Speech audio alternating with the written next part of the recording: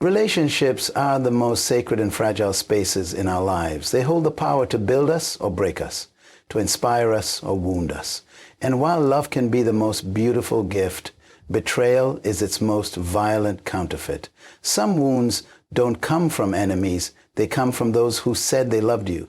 They smiled at you. They held your hand. They shared your dreams. But behind their smile was manipulation. Beneath their embrace was control.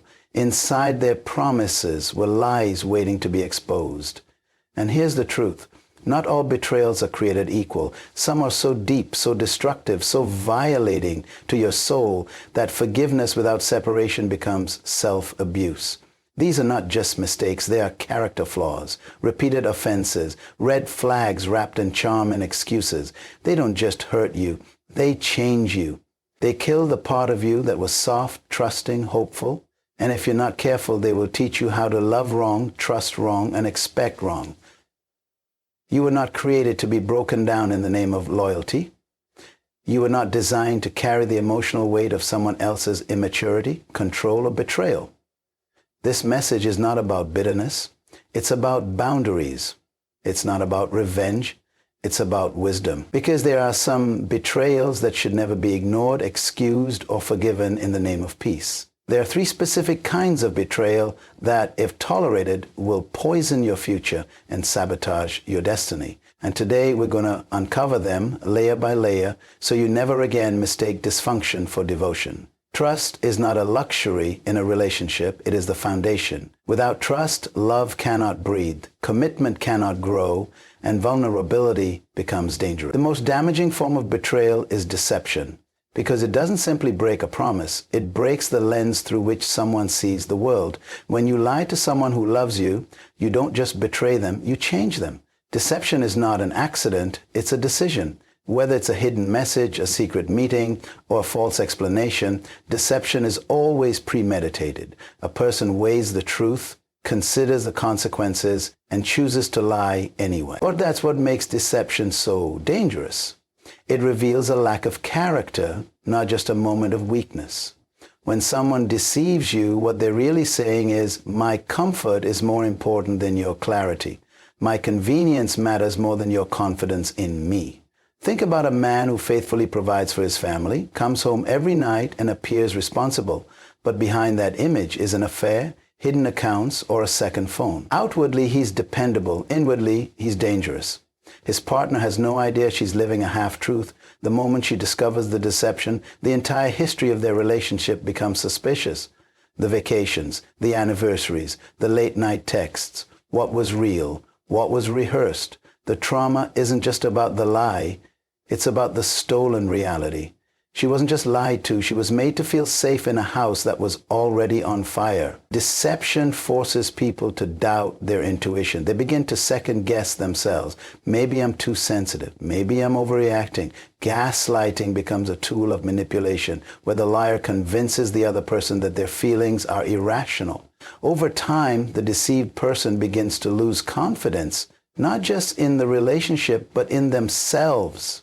That kind of psychological erosion takes years to recover from. And here's what makes deception even more toxic. It often hides behind good intentions. I didn't tell you because I didn't want to hurt you. But hiding the truth to avoid conflict is not kindness. It's control. It denies the other person their right to make informed decisions. When someone lies to you under the guise of protection, what they're really saying is, you can't handle the truth, so I'll handle it for you. That's not love. That's arrogance. A relationship built on lies will eventually collapse under the weight of the truth. And sometimes the truth doesn't come out in words. It comes out in behavior, in sudden distance, in inconsistent stories, in unexplained anger. Deception always leaves fingerprints, even if the person tries to wear gloves. Forgiveness is a virtue, but it must never be confused with access. You can forgive someone and still recognize that their presence in your life is a threat to your peace. Repeated deception is not a mistake, it's a mindset, it's a way of living.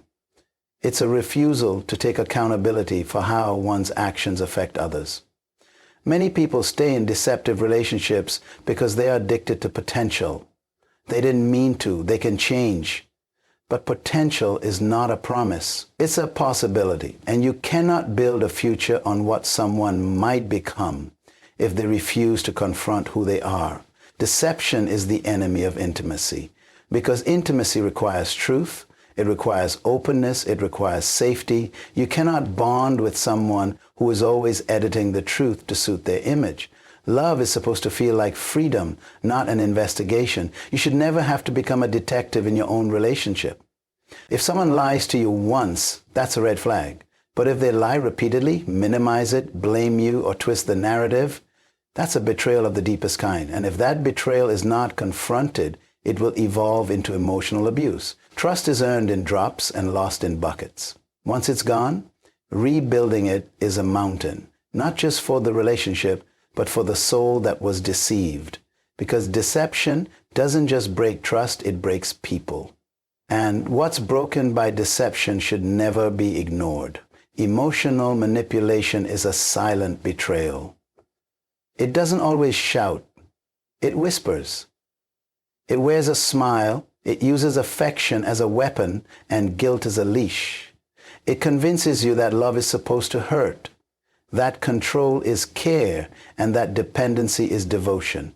It's one of the most subtle yet most dangerous forms of betrayal, because it conditions you to believe the problem is you. In a healthy relationship, emotions are honored, boundaries are respected, choices are mutual. But when emotional manipulation enters the picture, the balance shifts. One person becomes the controller and the other becomes the controlled. Every disagreement turns into an emotional trap. Every request becomes a negotiation. The manipulator uses your love as leverage.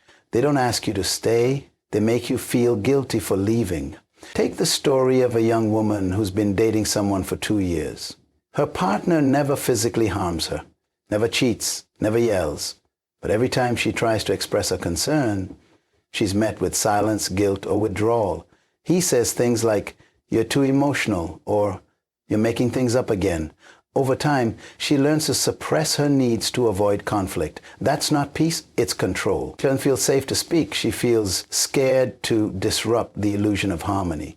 Emotional manipulation often comes dressed as sacrifice. The manipulator will remind you of everything they've done for you, every time they helped you, every sacrifice they made.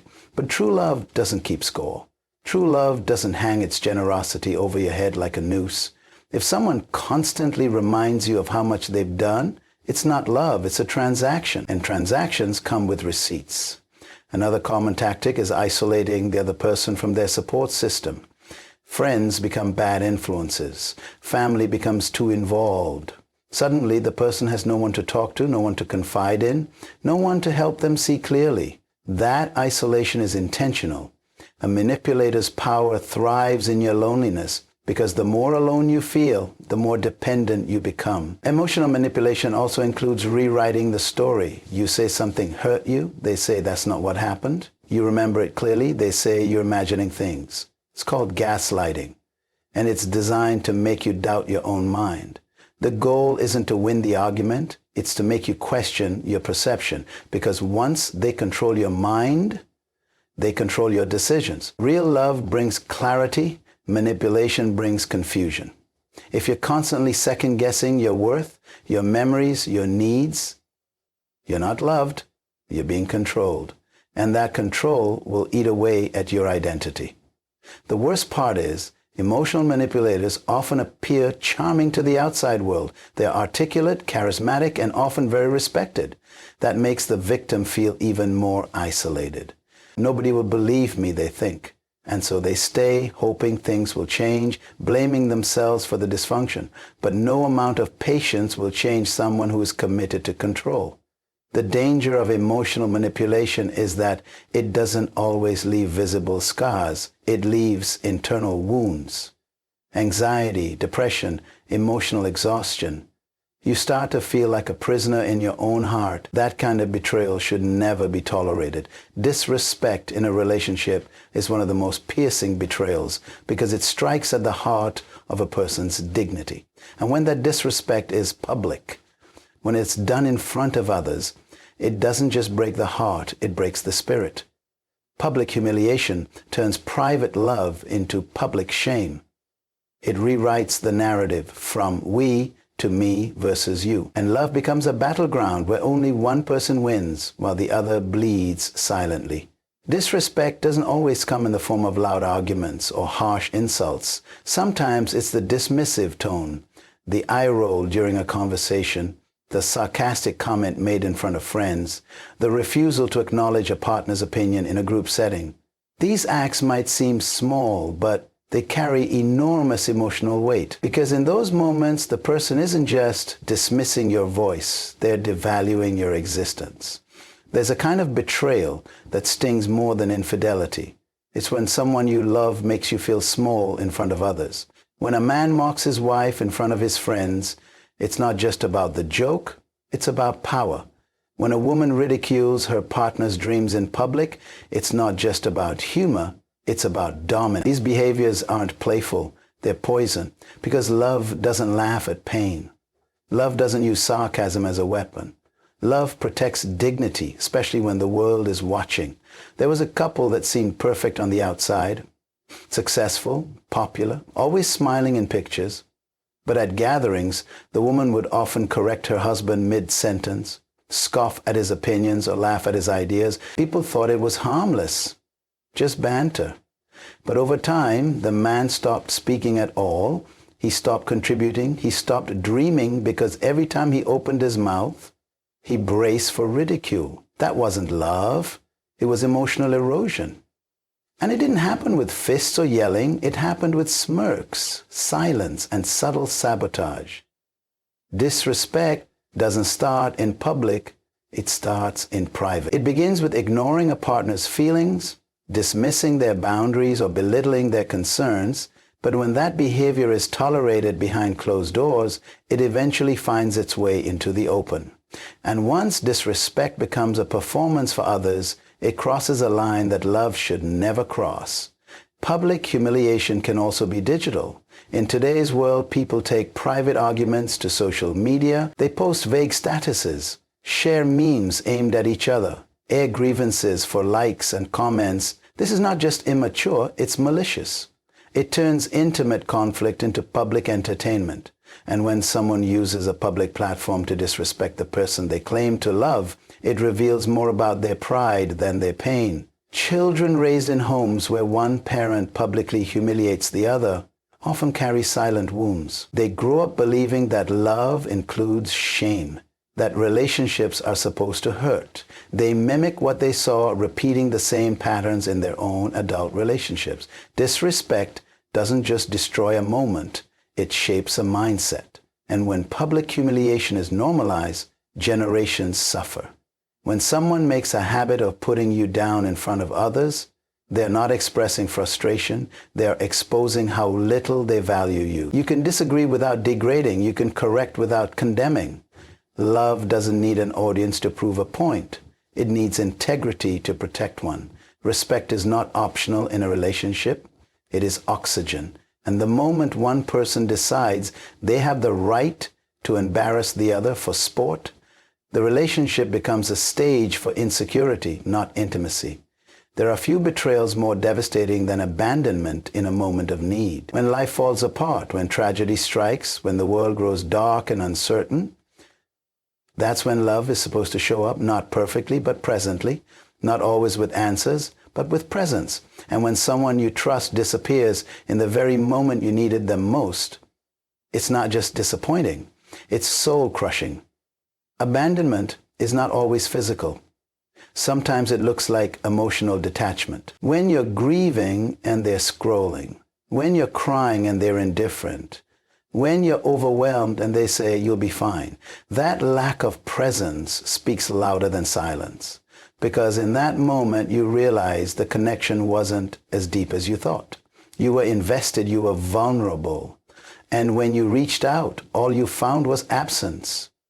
There was a young man who battled depression after losing his job. He'd supported his partner through her darkest seasons, through family drama, through financial stress, through personal losses. But when his own moment of despair came, she pulled away. told him to toughen up, to get over it, to be a man. She saw his vulnerability not as a cry for help, but as a sign of weakness. That kind of abandonment doesn't just leave someone alone. It teaches them not to ask for help again. It teaches them that love has conditions and that their pain is too inconvenient to be carried. In every deep relationship, there will come a storm, an illness, a financial crisis, a betrayal, a death. These are the moments when true character is revealed. The one who walks with you in the storm is worth more than 1,000 who celebrate you in the sunshine. But some people don't have the capacity to walk with others through pain because they only signed up for the highlights, the smiles, the victories, the filtered versions of life. And when real life shows up, raw, messy, and unpredictable, they retreat. Some people abandon you not because they don't care, but because they never planned to invest deeply. They love the idea of you, not the reality of you. They liked how you made them feel, not who you are at your core. And when the cost of loving you became uncomfortable, they decided you were no longer worth it. Abandonment during sickness is one of the cruelest betrayals. When someone leaves you while you're battling disease, when they can't bear the sight of your struggle, when they step away while you're clinging to life, it sends a message that love was never rooted in soul connection, but in physical convenience. There's also a form of abandonment that hides in plain sight. The partner who is physically present, but emotionally unavailable, who hears your words but doesn't listen, who sees your tears but doesn't ask why, who shares your bed but not your burden. This kind of emotional neglect is hard to explain because from the outside everything looks fine, but you feel like a ghost in your own relationship. A person who disappears during crisis is a person who was never anchored, because real love doesn't retreat when life gets heavy. Real love leans in. Real love says, I don't have all the answers, but I'm not leaving. And when someone vanishes in your time of need, it's a betrayal that echoes long after the moment has passed. There's a kind of betrayal that doesn't come from loud arguments or sharp words. It comes when someone walks away during the most vulnerable chapter of your life. Disloyalty during a season of weakness cuts deeper than any offense because it exposes what was always true. You were loved for your strength, not accepted in your struggle. In every relationship, there comes a season when one person can't carry their own weight. It might be a battle with mental health, a career collapse, a mistake that brings shame, or a period of deep personal confusion. These are the chapters when masks fall off and the soul is exposed. This is where loyalty is tested, not in the good times when everything flows, but in the messy middle when life is heavy and answers are few. Disloyalty during vulnerability doesn't just mean leaving. It can mean distancing, dismissing, or detaching. It can look like a partner who says, you've changed, when you're simply evolving. It can sound like, I didn't sign up for this, when the relationship demands more than convenience.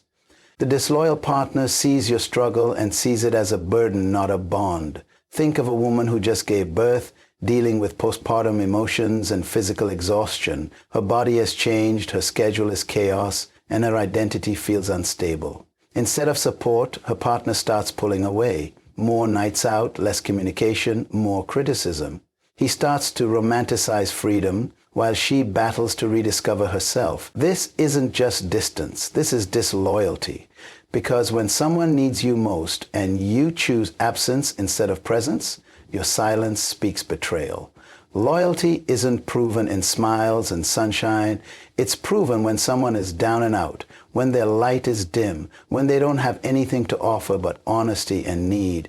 If a partner only shows up when you're at your best, you don't have love, you have convenience. There was a man who spent years building a business. He lost it all after an unexpected economic collapse. Overnight, his lifestyle changed. No more trips, no more dinners, no more luxury. And with the lifestyle gone, so was his partner. Not because of abuse, not because of betrayal on his part, but because the benefits disappeared. Her loyalty was to the life, not the man. And when the life changed, so did her love. That kind of disloyalty doesn't just hurt, it haunts. It plants a seed of fear that says you are only lovable when you're strong. It teaches people to hide their pain, to fake their peace, to smile when they're breaking, because deep down, they believe that if they ever let their guard down, they'll be abandoned. Real loyalty isn't blind, it's anchored. It sees the weakness, the flaws, the uncertainty, and it stays. Not to fix it, but to walk through it. The disloyal partner makes your weakness about them. The loyal one knows how to sit with you in the silence and remind you that you're still worthy. Disloyalty is betrayal in its quietest form. It doesn't always slam the door. Sometimes it just slowly fades until one day you realize you were carrying the relationship alone. And when vulnerability meets abandonment, trust becomes harder to give again. A promise is a piece of someone's word, and the word is the bridge between hearts. When promises are broken repeatedly, that bridge begins to crack. One lie, one missed commitment, one failed vow at a time, and suddenly the connection collapses under the weight of disappointment. Betrayal through broken promises isn't just about what was said, it's about what was expected, hoped for, and built upon. When someone makes a promise, they're not just offering words, they're offering their credibility. They're saying, you can depend on me, you can plan with me, you can dream with me. But when that promise is broken again and again, it doesn't just destroy trust, it destroys hope. And when hope dies, the relationship loses its heartbeat.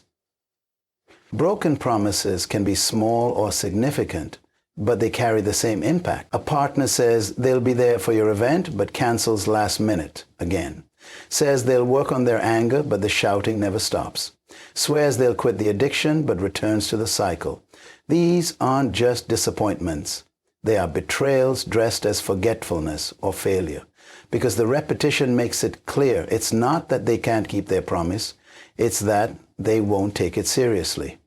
People who break promises habitually often try to soothe the damage with temporary gestures. Flowers after forgetting a birthday, sweet words after ignoring your boundaries, tears after another lie. But healing doesn't come from apologies, it comes from change. And when change never arrives, the wound only gets deeper. You don't just lose faith in them, you lose faith in your own ability to believe. There's a woman who spent years believing her partner would marry her. Every year he promised soon. Every birthday she hoped. Every holiday she waited. But the years passed and the excuses piled up. She gave her time, her body, her energy, believing that the promise would become reality. But promises without timelines become prisons. She wasn't in a relationship. She was in captivity, trapped by words that never became actions. When someone breaks promises repeatedly, they're shaping your future with their inconsistency. They're not just hurting you today, they're stealing the joy of tomorrow. Because when you can't depend on someone, you start adjusting your expectations. You stop dreaming, you stop planning, you stop hoping, and that death of expectation is often more painful than a clean betrayal. Broken promises don't always look like lies.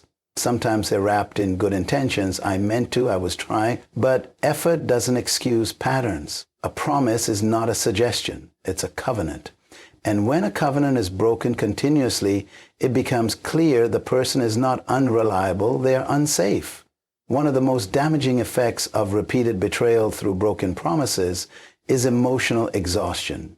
You spend more time forgiving than being fulfilled. You lower your standards, numb your feelings, and convince yourself that at least they're trying. But relationships are not rehab centers for repeat offenders of trust. Love is not a cycle of pain, apology, and temporary peace. Trust cannot survive in a climate of constant uncertainty. You shouldn't have to wonder if this time will be different. You shouldn't have to beg someone to keep their word. And you should never have to rebuild your peace every time someone breaks a promise. Control wrapped in affection is one of the most dangerous forms of betrayal because it wears the mask of care while silently choking your freedom. It doesn't shout, it whispers. It doesn't strike, it gently limits. And before you realize what's happening, you're no longer yourself. You're a version of who they need you to be in order to feel powerful. Manipulation often begins with sweet intentions. They say they just want what's best for you. They tell you they're protecting you. They act like they're leading, guiding, supporting. But real love doesn't silence your voice. It doesn't rewrite your identity. When love starts demanding obedience, it has crossed the line into control. There was a young woman who slowly lost herself in a relationship. At first, he complimented her independence, her ambition, her drive. But as time went on, he began questioning her choices. He wanted to know where she was going, who she was talking to, why she dressed a certain way. He didn't yell. He simply withdrew his affection whenever she didn't comply. She started changing not because she wanted to, but because she was afraid of losing his approval. That's not partnership, it's control. And it's one of the most invisible forms of betrayal because it imitates love while stripping away your soul. Manipulated betrayal often uses guilt as its weapon. After everything I've done for you becomes the justification for every demand. Instead of appreciation, you feel indebted. Instead of grateful, you feel trapped.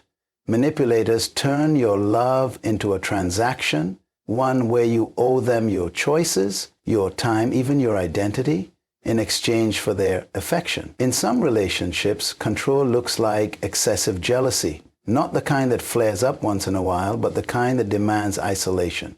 They don't trust your friends, so you stop going out. They don't like your family, so you distance yourself. They criticize every relationship that doesn't center them. Before long, you're alone but not single, surrounded but not free. Betrayal in this form doesn't scream, it suffocates. Emotional manipulation also plays out through constant criticism disguised as help. Every decision you make is questioned. Every dream is minimized. Every strength becomes a threat. They claim they're helping you improve, but what they're really doing is dismantling your confidence. Because when you no longer trust yourself, you become easier to control. And when your self-worth is tied to their opinion, you begin living for their approval instead of your own growth. This betrayal is often hidden behind cultural and religious facades. It's justified by phrases like submission or leadership, but it's really about power. Real leadership uplifts, it doesn't suppress. Real love empowers, it doesn't enslave.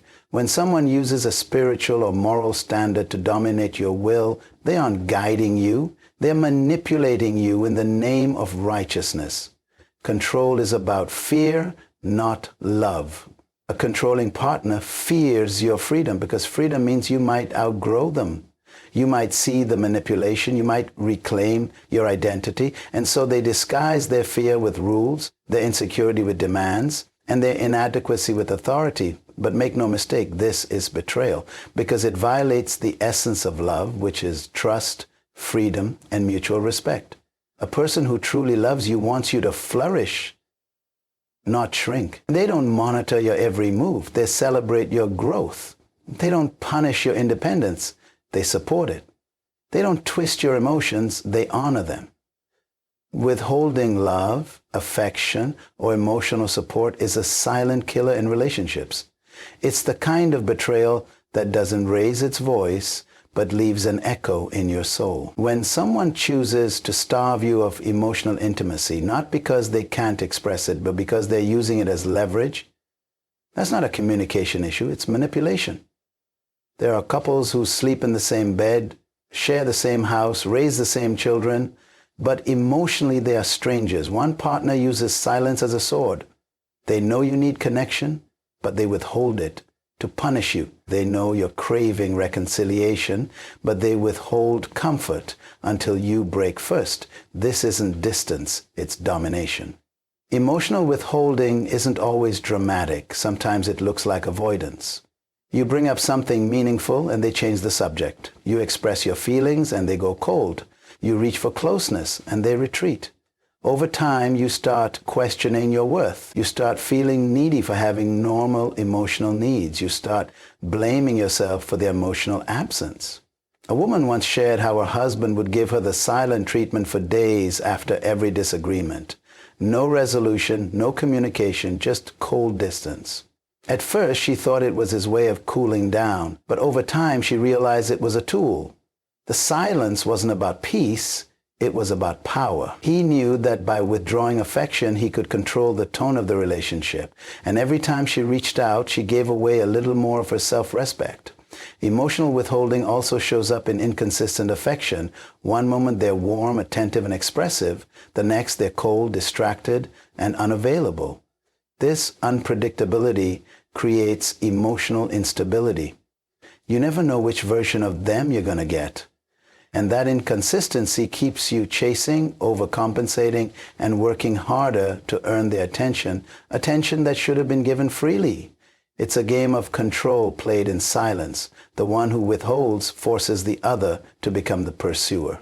You find yourself apologizing for things you didn't do, lowering your standards to keep the peace, and silencing your own voice just to avoid their withdrawal. But this isn't peace. It's emotional blackmail. Some people weaponize sex, affection, and even spiritual intimacy as tools of manipulation. They withhold connection until their partner performs, conforms, or surrenders. This creates a toxic cycle where love is no longer a bond, it becomes a bargain. If you do what I want, then I love you. That is not love. That is control through deprivation. Withholding emotional presence during hard times is especially painful. When you're going through a loss, a challenge, or a breakdown, and the person who claims to love you becomes emotionally unavailable, it reinforces the belief that your pain is an inconvenience.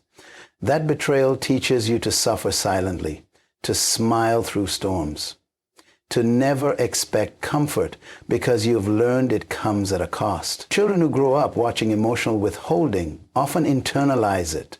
They grow up thinking love is supposed to feel uncertain.